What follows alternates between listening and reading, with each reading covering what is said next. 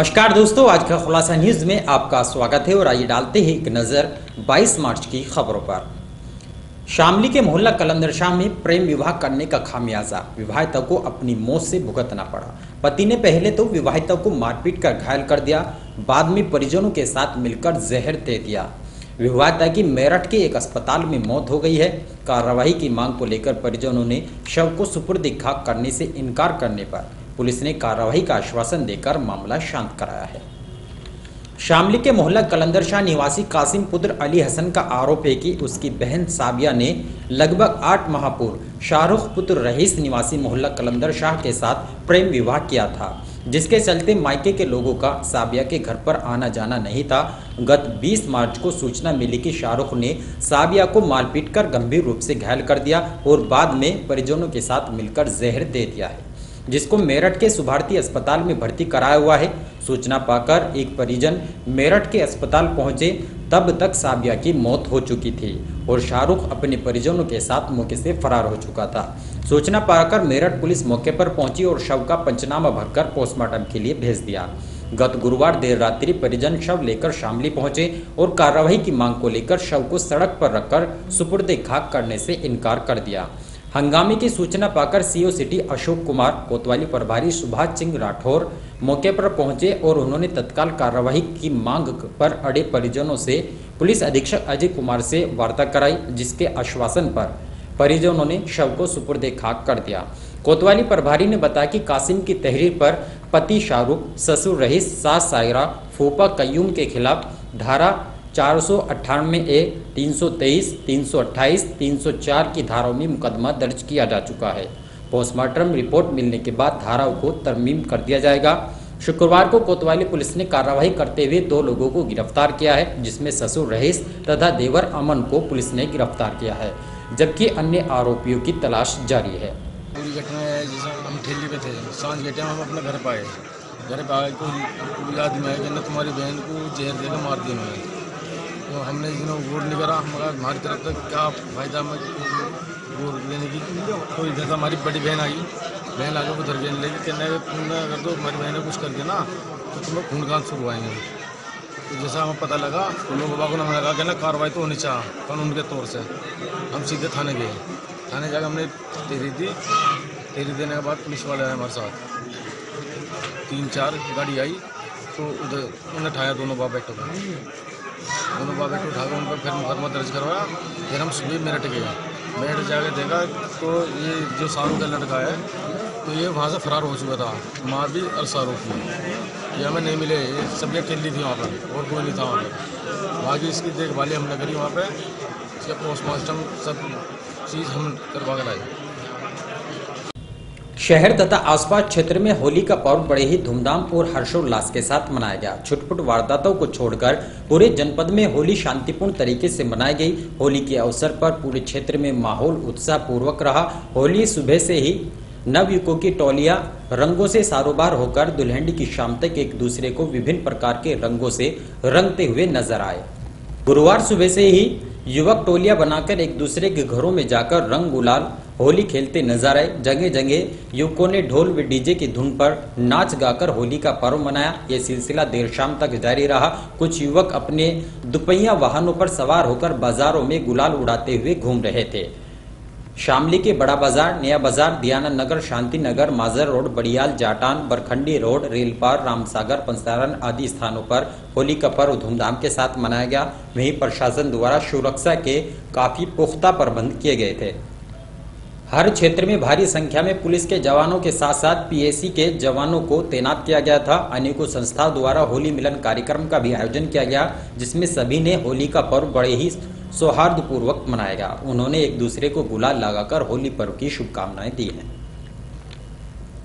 होली पर्व को शांतिपूर्ण तरीके से संपन्न कराए जाने के लिए जिलाधिकारी अखिलेश सिंह तथा पुलिस अधीक्षक अजय कुमार पांडे ने स्वयं कमाल संभाले रखी। उन्होंने पुलिस फोर्स को साथ लेकर सवेरे से ही देर रात्रि तक गश्त किया। इस दौरान उन्होंने अधिक शराब पीकर या 2 से अधिक सवारी बैठाकर वाहन चला रहे युवकों को नसीहत दी। उन्होंने पुलिसकर्मियों की ड्यूटी को जांचा और सुरक्षा के भी दिशा निर्देश दिए। कैराना लोकसभा चुनाव के लिए शुक्रवार को कांग्रेस से हरेंद्र मलिक तथा समाजवादी पार्टी से गठबंधन प्रत्याशी तबस्सुम हसन के साथ साथ 5 प्रत्याशियों ने अपने नामांकन पत्र दाखिल किए हैं। इस दौरान कड़ी सुरक्षा व्यवस्था के बीच प्रत्याशियों ने नामांकन पत्र दाखिल किए हैं। शुक्रवार को कैराना लोकसभा चुनाव के लिए शामली कलेक्ट्रेट में नामांकन प्रक्रिया के दौरान कांग्रेस प्रत्याशी हरेंद्र मलिक तथा समाजवादी पार्टी से गठबंधन प्रत्याशी तबस्सुम हसन ने नामांकन पत्र जिला निर्वाचन अधिकारी अखिलेश सिंह के समक्ष जमा कराए।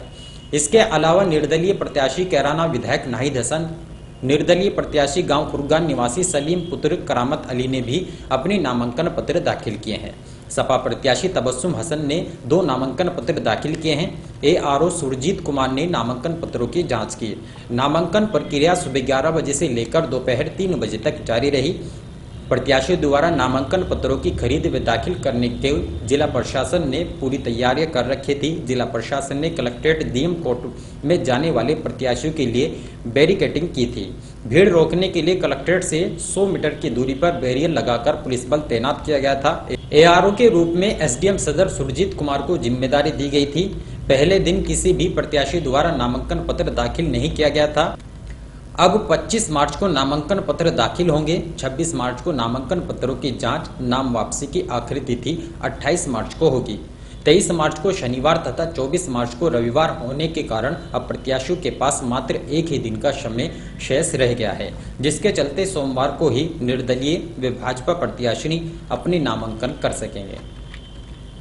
राष्ट्रीय पार्टी के लोग इस देश को बचाने के लिए, इस देश के संविधान को बचाने के लिए, भाईचारा कायम रखने के लिए और ये चुनाव लड़ रहे हैं, पार्टी चुनाव लड़ रही है। स्थानीय शिक्षा का मामला हो, चाहे रेलवे का मामला हो, चाहे का मामला हो, सब अस्त व्यस्त है। इसको सबको सुधार करेंगे, डबल लाइन कराएंगे, इलेक्ट्रिफिकेशन कराएंगे, इसकी सर्कुलर नेशनल हाईवे से इसका एक ऐसा लिंक बनाएंगे ताकि शामली के अंदर ट्रैफिक ना घुसे। पहले गठबंधन के साथ थे, अब अलग हैं, क्या जनता कांग्रेस के अलग चेहरे को पसंद करेगी? ये तो जनता से पूछे, नतीजे सबके सामने हैं, नतीजे सामने आएंगे। कांग्रेस का इतिहास बहुत पुराना है और हम जीत करके हिंदुस्तान में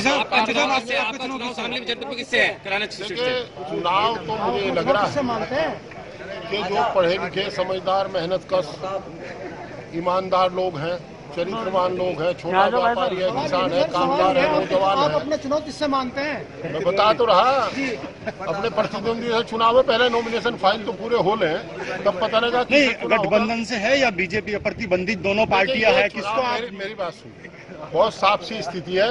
इस मुल्क में 2 जमात है, 2 संस्थाएं हैं, एक कांग्रेस और एक भाजपा, जिनके बीच चुनाव होना। सरकार कौन बनाएगा? 2 शख्सियत है, एक आदरणीय राहुल गांधी जी और एक नरेंद्र मोदी जी, इनके बीच चुनाव होना कि किसको को प्रधानमंत्री बनाओगे। इससे इसके अलावा तीसरा को फ्रंट रही है। किन मुद्दों को लेकर आप जो है जनता के बीच जाओगे? हमने बताया ना, लोगों का सम्मान कायम रहे, हर वक्त उन्हें उपलब्धता रहे, उनके सुख दुख में शामिल रहे। सबसे बड़ा सम्मान, सुरक्षा और संपदा बचाने का काम करेंगे, लूट खसोट रोकने का काम करेंगे। किसानों को तक गन्ना भुगतान नहीं हुआ, उसके लिए भी कुछ? ये किसान का गन्ना भुगतान का तो एक इतिहास है हमारा, किससे लंबा राजनीतिक जीवन है। और जहाँ जा रहे हैं गन्ना भुगतान, तो अमीर मालिक तो ऐसा नाचता है जब किसान की आवाज उठती है, जैसे सपेरे की बीन के सामने सांप नाचता है। तो किसान को कोई असुविधा नहीं। हमने कहा किसान, नौजवान, कलमकार, कामगार, अल्पसंख्यक और अपने लोग जो है पिछड़े, दलित, उन सबकी हम वो करेंगे, लड़ाई लड़ेंगे।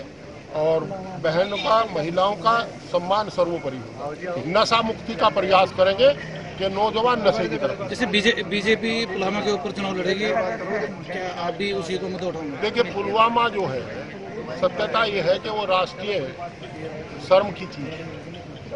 वहाँ के महामहिम राज्यपाल श्री सत्यपाल मलिक जी ने स्वीकार किया कि पुलवामा घटना, जिसमें एक कार घुसी थी काफिले के अंदर, वो हमारी चूक का, प्रशासनिक चूक का कारण थी। हम वीरों की शहादत पर कोई राजनीति नहीं करते। हम ये मानते हैं कि हिंदुस्तान की सेना दुनिया की सर्वश्रेष्ठ और सर्वानुशासित सेना है। हम सेना का सम्मान करते हैं और ये वही सेना है, चाहे 1965 का युद्ध हो, चाहे 71 का युद्ध है, कारगिल का युद्ध हो, जिन्होंने हिंदुस्तान का मस्तक और ऊंचा किया, सीना चौड़ा करने का काम किया। हिंदुस्तान की सेना के जज्बे को सलाम करते हैं। Thank you. पूर्व सांसद व कांग्रेस के कैराना लोकसभा प्रत्याशी हरेंद्र मलिक ने कहा कि देश के संविधान व भाईचारे को बचाने के लिए कांग्रेस चुनाव मैदान में उतरी है।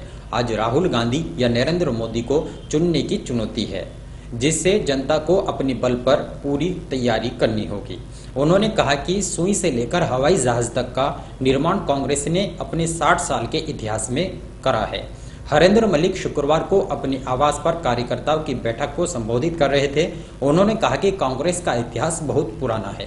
कांग्रेस को समझदार, चरित्रवान, किसान, मजदूर और जो देश से सच्चा प्रेम करते वो वोट करेंगे। आज यह चुनाव है कि कौन सरकार बनाएगा। देश में जो ही दल बड़े हैं, जिसमें कांग्रेस व भाजपा हैं, तीसरा कोई फ्रंट नहीं है। कांग्रेस ने अपनी हर सरकार में जनता को सम्मान व सुरक्षा देने का काम किया है। महिलाओं को सम्मान कांग्रेस में सर्वोपरि रहा है। पुलवामा की घटना को प्रशासनिक चूक बताते हुए उन्होंने कहा कि कांग्रेस ने कभी भी शहीदों की वीरता पर राजनीति नहीं की है। 1965 का युद्ध हो या कारगिल की लड़ाई, देश की सेना ने देश का सीना चौड़ा करने का काम किया है। उन्होंने कहा कि वक्त है कि कांग्रेस व नरेंद्र मोदी को चुनने का। यदि देश को बचाने का काम करना है तो कांग्रेस को चुनना होगा। यदि संविधान को बचाने की जरूरत है तो कांग्रेस को चुनना होगा। भाजपा देश की सभी संस्थाओं का बेजा इस्तेमाल करने का काम कर रही है। देश के किसी भी राज्य में शांति नहीं है। जम्मू कश्मीर केंद्र की गलत नीतियों के कारण ही दो फाड़ होने की कगार पर है। कांग्रेस इस एकता को कायम करने का काम करेगी। उन्होंने कहा कि राजस्थान हो या मध्य प्रदेश, दोनों ही प्रदेशों की सरकारों ने किसानों का कर्ज माफ करने का काम किया है। ये कांग्रेस ही कर सकती है। थाना भवन में होली त्योहार के दौरान दो पक्षों में किसी बात को लेकर विवाद हो गया, जिसमें दोनों पक्षों में जमकर लाठी डंडे चले। थाना भवन क्षेत्रीय गांव हसनपुर लोहारी में होली त्योहार पर किसी बात को लेकर दो पक्षों में विवाद हो गया, जिसमें दोनों पक्षों में मारपीट हो गई। महिला बीना देवी ने पुलिस को तहरीर देकर बताया कि होली के पर्व पर वे किसी काम से अपने पति अनिल के साथ लुधियाना पंजाब गई हुई थी। आरोप है कि उसके पीछे मोहल्ले का ही एक युवक जबरन उसके घर में घुसाया और बदनीति से बेटी को पकड़ लिया।